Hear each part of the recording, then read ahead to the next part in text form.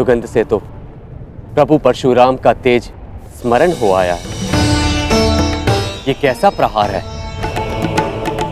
प्रहार नहीं, आभार है दाऊ।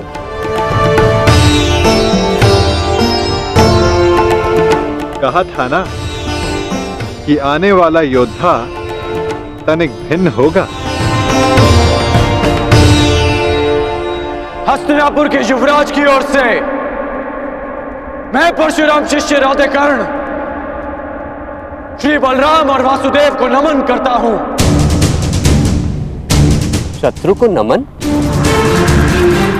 जिस प्रकार आकाश में आया हर मेघ वर्षा नहीं लाता, उसी प्रकार आगे बढ़ने वाला हर पग शत्रुता का नहीं होता हलधर।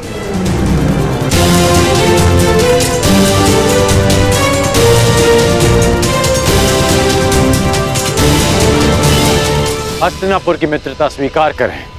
शत्रुता का विकल्प तुमने ही चुना था कर्ण।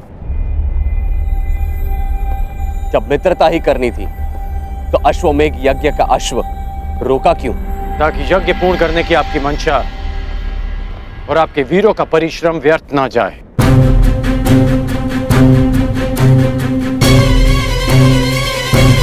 इस अश्व को ध्यान से देखिए। इस अश्व का दायां कान कटा हुआ है।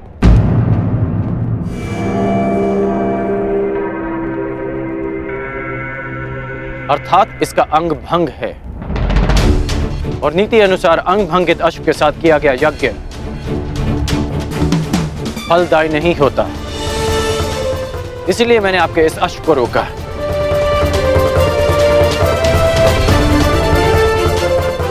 हलधर, मैं स्वयं आपको समझाना चाहता था, परंतु उससे पूर्व आपके वीरों ने मुझ पर आक्रमण कर दिया और कदाचित मुझे उसका उत्तर देना पड़ा।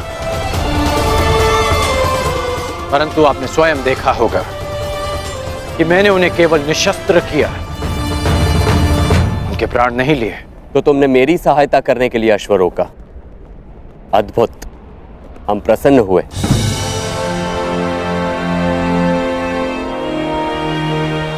यह अश्व लाने का उत्तरदायित्व किसका था? कान्हा,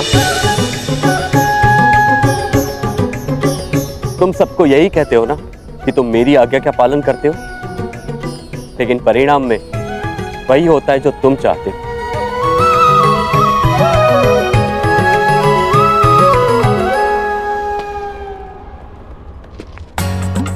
अब क्या करूं दाऊ, मेरा भाग्य ही ऐसा है। भाग्य नहीं, धूर्तता है तुम्हारी।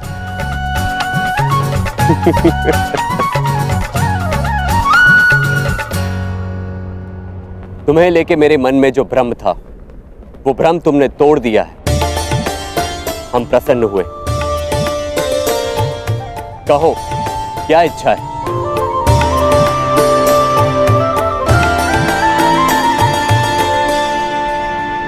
आपसे मित्रता की इच्छा है हलधर।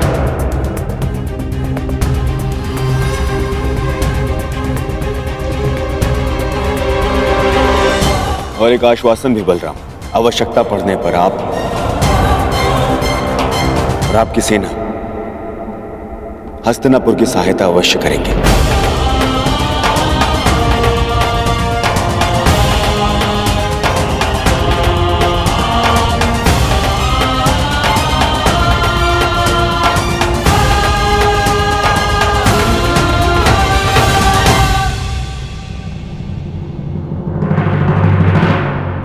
स्वीकार है।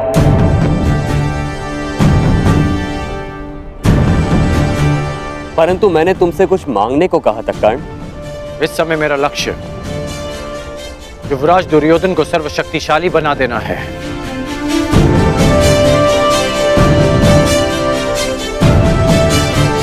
इसलिए मैं चाहता हूं कि आप युवराज दुर्योधन को गदा युद्ध की शिक्षा दें और इन्हें संसार का सर्वश्रेष्ठ गदाधारी बना दें। स्वीकार है।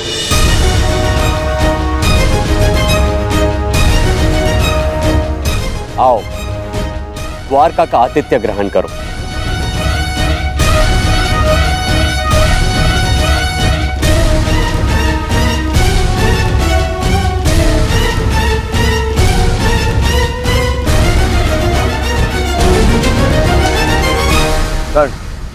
वरदान तुम्हें मिला था और तुमने उसे मेरे लिए उपयोग किया।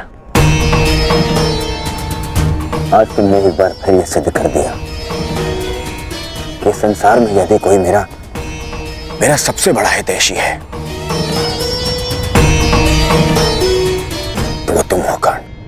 मैं हस्तिनापुर का हितैषी हूं युवराज, और हस्तिनापुर युवराज का सेवक। मेरा धर्म हस्तिनापुर और आपको शक्तिशाली बनाना है। प्रणिपात युवराज।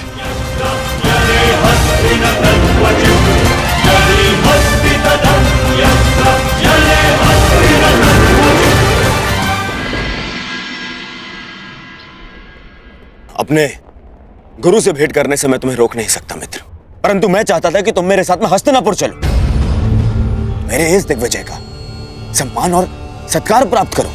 युद्ध में बाण धनुष से चलाए जाते हैं युवराज, परंतु विजय सदा योद्धा की मानी जाती है। उसी भांति दिग्विजय आपकी है। मैं तो केवल एक निमित्त मात्र हूं।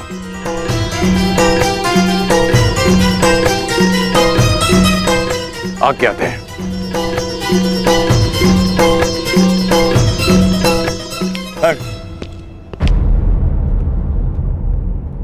अपने मित्र को हार कर ये दिग्विजय अधूरी है मित्र। 12 वर्ष बीत गए। इन 12 वर्षों में तुमने मेरे लिए धनुष उठाए, परंतु कभी दृष्टि नहीं उठाई। ढाल बनकर मेरे शरीर की रक्षा की है, परंतु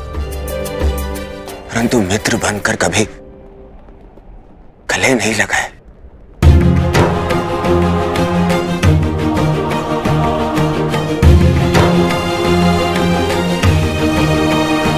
मुझे तो यह समझ में नहीं आता कि वनवास उन पांडवों का था या मेरा। बस मित्र, अब तो क्षमा कर दो मुझे। एक दिग्विजेता को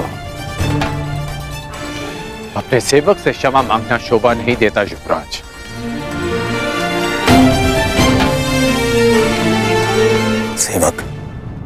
सेवक ऐसे 100 दिग्विजय न्यौछावर कर सकता हूं तुम्हें एक बार गले लगाने के लिए।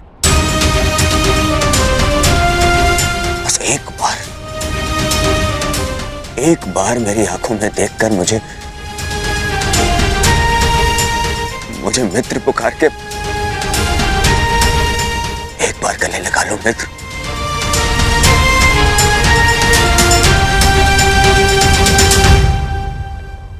कदाचित एक बार उस मित्र की पुकार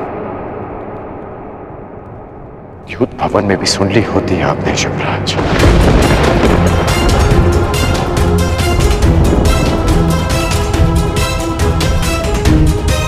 अब जो आपके सामने खड़ा है वो आपका और हस्तिनापुर का सेवक अंगराज कर्ण है, आपका मित्र राधे कर्ण। द्रौपदी के अपमान की ज्वाला में भस्म हो चुका है।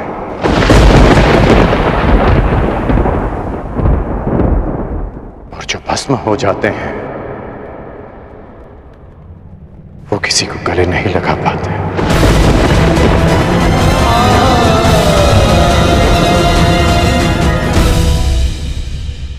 स्वागत है देवराज। आपके पदचाप ने आपके आने की सूचना दे दी थी मुझे। मेरे पदचाप तो आपने सुन लिए महादेव, परंतु 12 वर्षों से पुकार रहे मेरे पुत्र अर्जुन के स्वर आपके कानों तक क्यों नहीं पहुंचे? क्यों उसकी तपस्या का ताप आपके मन को नहीं पिघला सका? यदि अर्जुन आपका पुत्र ना होता तो क्या तब भी आप उसका कष्ट लेकर मेरे पास आते? स्वीकारता हूं कि मुझे मेरे पुत्र से मोह है, परंतु सबको होता है। अब स्वयं ही बताइए, क्या दोष है मेरे पुत्र अर्जुन में, या उसकी इच्छा पूरी कर सकने के योग्य नहीं?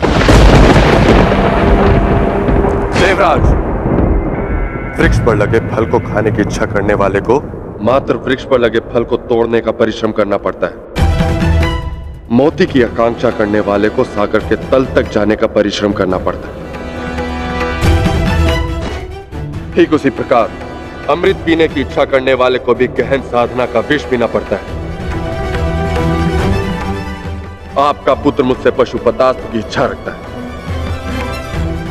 यह विध्वंसकारी अस्त्र उसे देने से पहले यह जान लेना आवश्यक है कि क्या वो उसके योग्य है। शक्तियों के साथ साथ उत्तरदायित्व भी बढ़ता है। यह जान लेना आवश्यक है कि क्या वो ये उत्तरदायित्व उठाने योग्य है या नहीं। पशुपतास्त्र पाना है, कई परीक्षाओं का सामना करना पड़ेगा अर्जुन को। अपने पुत्र के मोह में आपने क्या क्या किया है, मुझसे कुछ छिपा नहीं। पूरे पुत्र को नीचा दिखाने के लिए आपने देवराज पद की गरिमा को किस तरह लांछित किया है, भली भांति जानता हूं। देवराज, यदि एक पिता अपने पुत्र की परीक्षा लेता है तो पुत्र प्रशंसा पाता है। जब एक पिता पुत्र की प्रशंसा करता है तो पुत्र केवल परीक्षा पाता है। आशा है कि अगली भेंट देवराज इंद्र से होगी, पुत्र मोही पिता से नहीं।